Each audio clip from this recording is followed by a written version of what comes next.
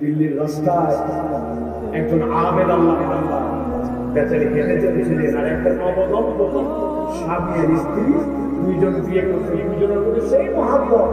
হালকা একটু বৃষ্টি হয়েছে, বৃষ্টি হওয়ার পরে রাস্তাটা একটু কাদা কাদা হয়ে গেছে। স্পঞ্জের স্যান্ডেল করে যদি চটাস চটাস করে পিছন থেকে লেগে যাই না ভাই। এখন স্বামী স্ত্রী দুজন খুব সাবধানে সেজে গুছিয়ে চতুর্থ পার্টিতে যাচ্ছে, মেহমানের বাড়িতে যাচ্ছে। আপনার ওই আবেগ বন্ধা খেয়াল করে নাই, পাশ দিয়ে হেঁটে হেঁটে যাচ্ছে, পিছনের জুতার একটু কাদা এসে ওই মহিলার গায়ে যাবে কোথায়? ওই ছেলে বলল কৃষ্ণায় ব্যাগ করে থাকা ব্যাগ দেবে কেমনে হাঁটতে হয় জানেন না? আমার প্রিয় গায়ের মধ্যে আপনার পায়ের জুতা রাখছে, একটা প্রোগ্রামে যাচ্ছি। বলছে বাবা আমি তো খেয়াল করি নাই বাবা, ইচ্ছা করে লাগাই নাই, ইচ্ছা করে লাগাই না, আমার কত আপন আপনি জানেন, তার শাড়ি ময়লা করবেন চাষ করে থাপ্পড় লাগাই দিয়ে দুইজন আবার চলে যাচ্ছে। মনে রাখবি গেছে কিছু দূরে গেছে, 100-200 হাত যাওয়ার পরে ছেড়ে যাচ্ছে, পড়ে যাবো তরপাতে তরপাতে। ওই মেয়ের মুখে হাত দিচ্ছে, গায়ে হাত দিয়ে দেখে নাই, দুনিয়া থেকে যায় স্টপ করে।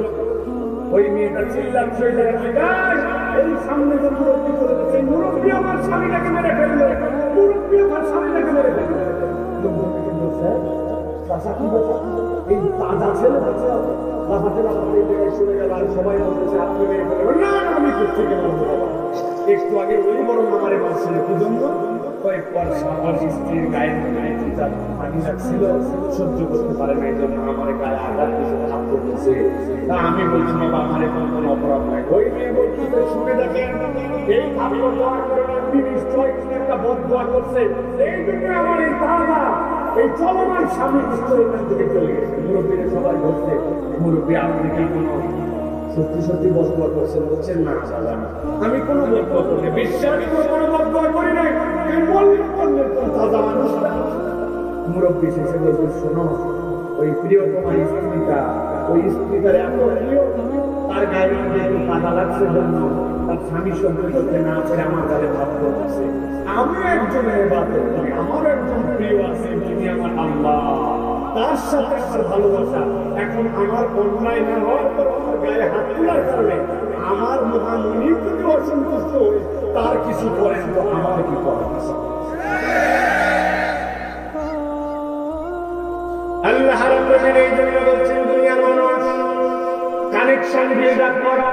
তুমি যদি সম্পর্ক করতে পারো তোমার রবের সাথে, তাহলে আল্লাহ রাব্বুল আলামিন তোমার এমন আপন হয়ে যাবে, আল্লাহ রাব্বুল আলামিন তোমার এমন রব, আল্লাহ তোমার এমন আপন হয়ে যাবেন, আল্লাহ ছাড়া বান্দার আর কোথাও যাওয়ার প্রয়োজন পড়বে না। আল্লাহ বলছেন আল্লাহর সাথে সম্পর্ক বিনির্মাণের জন্য আল্লাহ রাব্বুল আলামিন দুইটা শর্ত দিয়েছে। একটা, আল্লাহকে ডাকাকে কন্টিনিউ করতে হবে।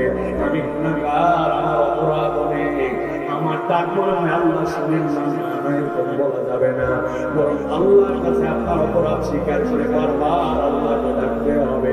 বান্দা যখন আল্লাহকে ডাকে রব্বুল আলামিন ওই ডাকে সাড়া দিবে, এটা আল্লাহর ঘোষণা। আর সাথে সাথে আপনার ঈমানটা মজবুত রাখতে হবে, ঈমানের মধ্যে কোনো ভেজাল রাখা চলবে না।